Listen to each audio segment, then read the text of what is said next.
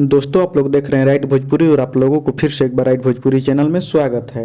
दोस्तों आज सुबह में खेसारी लाल यादव का एक फिल्म का टीजर रिलीज हुआ है और उस फिल्म का नाम है संघर्ष 2 और आज ही उस टीजर को रिलीज किया गया है world wide record Bhojpuri channel पर।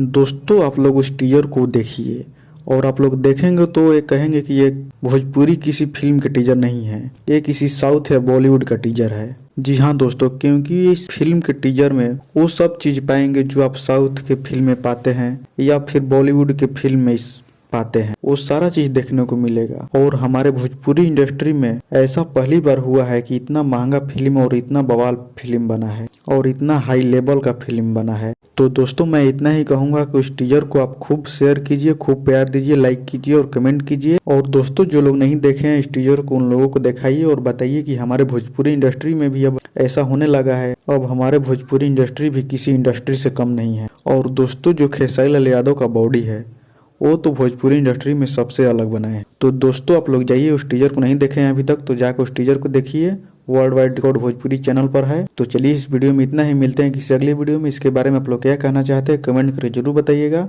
और इस वीडियो को लाइक कीजिएगा, शेयर कीजिएगा और अभी तक हमारे चैनल को सब्सक्राइब नहीं किए तो सब्सक्राइब कर दीजिए। तब तक जय हिंद, जय भारत।